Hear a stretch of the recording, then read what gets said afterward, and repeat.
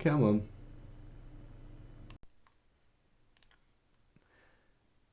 Right, now that's working. What's going on, guys? Welcome to a new video. This is SimSig. As you can probably tell, it is a lot bigger than I've ever recorded. This is 570 by 1060, I believe. Let me find out. 570 by 1080, which is what I'm recording today. So what you can see here is you can actually see the control panel that I'm currently in control of. And this is actually what is outside of my window. So the main station that you can probably tell and see is that you can see Harpenden Junction Station. This is the main bit that is outside my window. The main two stations for my house, the main two signals, sorry, I will show you. They are that signal there and that signal there. Those two signals are just outside my window to the left. In today's video, basically what I will show you is I will show you what a controller does, how the procedure runs through, what you will see and what you cannot see. This is potentially introduction video of what is behind the scenes of a controller, and for the right person to be able to do this with would be me, because I know quite a lot of stuff about the controller's positions, everything like that. So we are running a 2018 timetable, but running it in a 2009 no Moorgate, new St Pancras situation, as you can probably see. We are running currently at 8:04 in the evening. It is 8:08 real time.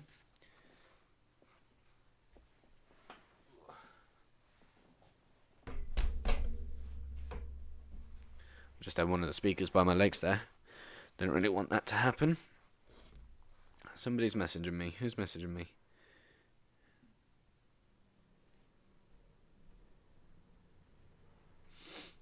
Right, so we've got 9 Kilo 58 sitting on the platform. That is a terminating train at Kentish Town. That'll be terminating and heading back the other way. So that... Oh. Don't control and text. Don't do it. It's a bad idea.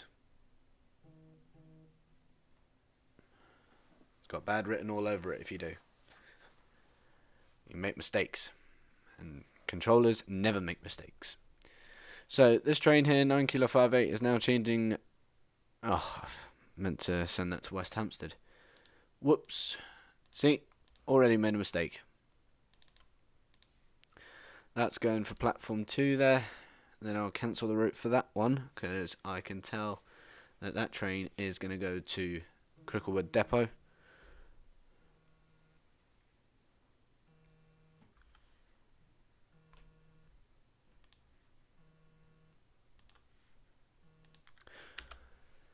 Alright guys, we are back. So 9 Kilo 58 has departed and is now heading for West Hampstead Thameslink. This train is going to form into 5 Juliet 58, which will then depart at 8:10. 5 Juliet 58. Yep, Cricklewood. I'm going to go off to Cricklewood, as I knew. 9 Romeo 58. That is a fast service. That is going to be terminating at Bedford Platform 1. It's going to call at St Albans City. Oh, he's calling me now. Come on, for real. Alright guys, just had a bit of a malfunction there with the audio systems and everything. Just checking we're still recording, which we are, which is excelente. Okie dokie. Right, what can we do? Okay, so we got 1 Charlie 75 approaching Harpenden. That is formed of a 222 East Midlands train coming from Sheffield, heading off to St Pancras, platform 2. That will arrive there at about 8:38 this evening. We've got 9 Romeo 58 at King's Cross Thameslink, which is a decommissioned platform. That will be on the left side of the screen. We've got 9 Victor 6-4 in Farringdon, still on the left-hand side of the screen as well, which will be a slow service, so that'll be calling at all stations to St Albans City. Then we've got 9 Oscar 04 coming from Sutton, terminating at St Albans City. That is calling at all stations as well. We've got 5 Juliet 58 heading into Cricklewood. That'll be going into the sidings down at Cricklewood, and that will be coming out later on. On the other hand, we've got 2 Thameslink services heading towards Bedford down the fast line. They will transfer at Harpenden Junction at the right-hand side of your screen, down onto platform 2, and then we'll formate a slow train. So, as a matter of fact, that train is approaching now, so I'm going to set the route for it. Speaking of which, sometimes when the trains, because this is the line that's directly outside of my window, as soon as the train approaches and there's an actual train in real life that comes down that line, you actually feel like a controller. So wherever you live, either in Luton Airport Parkway, anywhere across this line, and you know that the train line is close to your house, say if it was St Albans City, just outside of the line area, and you are able to see the trains, you can actually feel a sense that it feels like you're actually the controller of that line. It really does feel real. Like there's no denying. I'm sorry, I was just hearing a rumbling, and there was a train outside my window. But yeah, there's no denying that you can quite literally feel the realism of being a controller through this. So yeah, it feels real. It doesn't at some point. Some bits of it doesn't feel real. It feels like a game, which it is. It is a game, but some people take it seriously and feel like a real controller, and that's like me. I feel like a real controller whenever I play this game. I've controlled King's Cross, from King's Cross all the way up to Hitchin. I've controlled this line. I've controlled London Underground. Controlled Marylebone, which is where I actually took that photo of the Class 68 that you guys would have seen on my Instagram page. 1 Papa 76. Wait, no, red signal. Okie dokie. 1 Papa 76, Sharnbrook Junction. That'll most likely be at Bedford. There he is. So this train is a 222 calling at Bedford platform 1, and will be heading back onto the fast line, passing through Luton at platform 4, Harpenden platform 4, St Albans platform 3, 3, 3, all the way up to St Pancras International. We've got 9 Romeo 5, 8 approaching Kentish Town platform 2. That will be passing through there. That will not be stopping. So the timetable. I probably haven't explained about the timetable. If you read the timetable, it will say ARR, which stands for arrival time. The blank lines mean it doesn't really stop at the station. The departure and pass, dep and pass means departure or pass. At this rate, it's passing through the station, so it will pass at 2010, which is in the top left. You'll see it says 2014, unless I'm covering it. Let's see, am I covering? Yeah, I'm covering the time. So if I shift it over to there for you, you'll see here that it says the time, which is 14 minutes past 8. And that train was booked to pass Kentish Town at 10 past. So that train is late. We also got 9 Victor 64, which is also 11 minutes late, which is actually due to stop at platform 2. Got a train phoning, 5 Juliet 58. Delayed at Cricklewood's Upgood due to a technical fault, expected to depart at about 20:30. Do you wish to replace signal 487 back to danger? Yes, we will. So that kind of situation there that you just saw, and when I open up the incident control panel, it shows me 5 Juliet 58 was at Cricklewood and has had a technical fault, so it will not move till about for another 15 minutes. Once that is moved, then obviously I can move other things into that siding as well. Since the Cricklewood line is clear, I can for the upslow of Cricklewood, I can reactivate the lines back to automatic. I've left West Hampstead Thameslink, Radlett Junction, and Harpenden Junction off automatic, since there's trains that transfer to platform 2 at St Albans City, transfer to platform 4, slow trains that transfer to platform from platform 1 at Radlett up to platform 3 and down the fast line, and the same for Harpenden Junction. Thameslink trains transfer to platform 2 at Harpenden, and fast trains transferring from platform 1 up to the up fast line.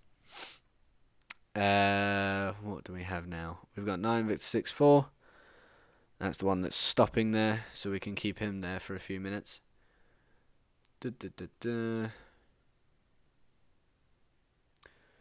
Anything waiting at red signals? Oh, we got 1 Bravo 77 approaching. That is approaching for platform 2 at Bedford. So the 1 Papa 76 at Bedford is one of the trains that will not is occupying the route for me to be able to set the route further for that train. I cannot set the route further for 1 Bravo 77 due to the rail being occupied by the 1 Papa 76 service to St Pancras International.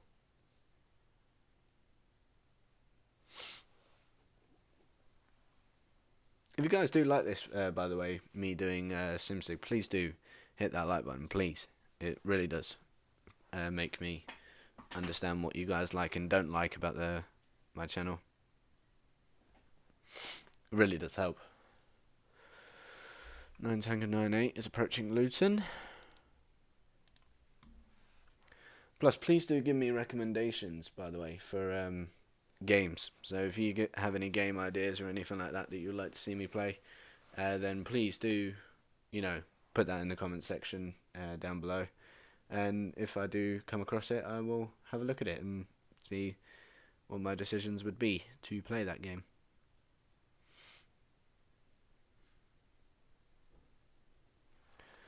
I really need to sort out the wires behind my PC.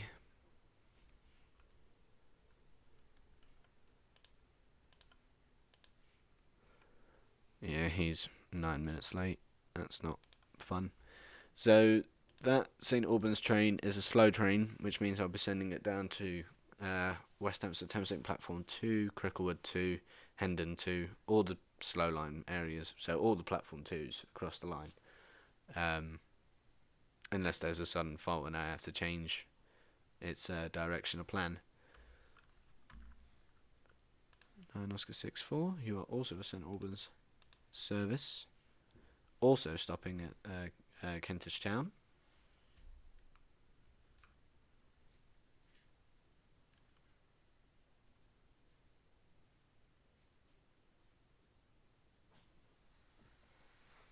Just going to adjust the monitor quickly, guys.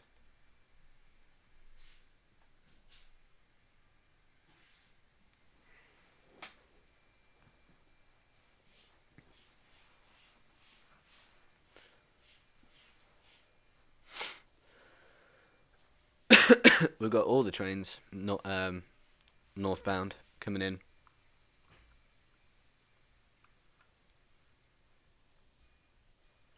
Speaking of the trains, how many are we controlling? 12. Currently controlling 12 of the trains.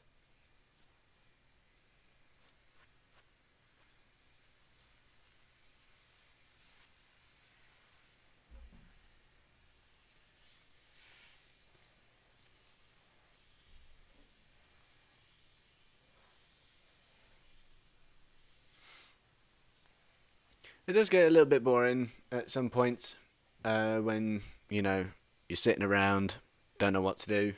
But at most points, you just got to keep your eyes out, because at some points, the signals will not be on automatic, and you get them in the messages box telling you this train's waiting to go, this train's waiting to do this train's waiting to do that, and you've not been listening. So, well, looking, I should say. Um, but yeah, like I mean, the whole experience of SimSig is to feel like a controller, and you really do feel like a controller when you use this stuff, because it's all the same procedure of what they do. There's a controller that will do exactly what I'm doing here right now, which is sit in a chair um, and control it via a computer, which is exactly what we're doing, except for we're not controlling trains in real life. We are controlling them in a simulator. Um, but yeah, it is an amazing feeling because you really do feel like a controller. Um, and speaking of which, if any of you wish to find out where the control room is, there will be. Whenever you use SimSig, it's easy to find out where the real control room will be, and it's in a box, and it's got like a diagram that looks like that. It will go outwards and outwards. You'll actually see it. It's West Hampstead Thameslink at the top of the screen up here, which tells me that that's where the real control room is. That actually controls the real life trains that you board at Harpenden, St Albans City, Radlett, Elstree, and Boreham Wood. All those trains that get controlled are controlled from West Hampstead Thameslink. You can't visit the control room unless you pay for a visit, which I can do. In fact, I can just go in there because one of my mates work there now. Um, but yeah, like all you have to do is pay for a visit, and then they'll let you in. Uh, they most likely won't let you in during controlling hours. So if it was a holiday or a strike or something like that, they will probably allow you in. But during like weekdays of rush hour and everything like that, they'll probably just keep you out of the way and focus on what they're doing. Um, Software type that I will recommend to people who frequently travel, so work people who frequently travel on trains. I'd recommend either Tracksy or Open Train Times. Those kind of websites, you are able to see when the train arrives at the platform. So, for example, I go to my dad's almost every weekend now. He lives up in Uxbridge area, and I use Tracksy or Open Train Times to find out wherever my train is and what time it's meant to arrive. And basically, at that point, you can find out where your train is, what signal it's at, why it stopped, and what may be the cause for it. 1 Foxtrot 76. So what I did just then was I set the train's route for it to be set for when it goes back into back into St Pancras International Platform 2. The upper level did used to get used by 319s, old Thameslink trains. These ones are now 700s. These go down in the lower level area. They don't go in the upper area anymore. They only go in the upper area if say that the lower level was having engineering works or there was an incident down below. But yeah, like as I say, if there's something that happens, say a signal failure or something like that, routes will be set differently to avoid it. So trains will either go around it, or what they'll do is they'll ask the driver, is the signal lit? Is it not lit? If it's lit, obviously pass the signal and continue your journey. If it's not, you can pass at danger, which means if there's something, it means that the driver is taking their own risk at proceeding through that signal. The driver can choose not to proceed at danger. He can terminate service, head back the other way into a platform, and then find a junction where they can cross over. But that's up to the man himself, up to the driver, I should say. So we got another fast train that's going to cross over at West Hampstead Thameslink and become fast all the way up to Harpenden. We'll stop at St Albans City and Harpenden, Luton Airport Parkway, Luton, Leagrave, and Harlington and Flitwick and Bedford.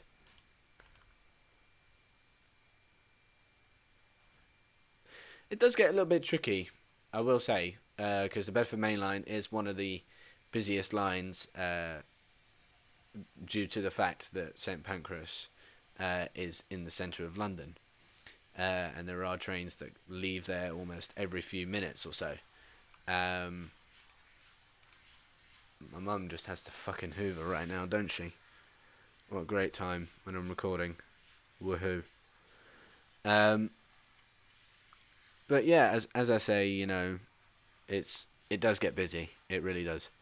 In fact, I'm actually going to call this video here. Thank you all very much for watching this video. If you did like this video, please do like and subscribe. And if you have any notification ideas or anything like that, then please do let me know in the comment section below. Thank you all very much for watching, and I'll see you all in the next one.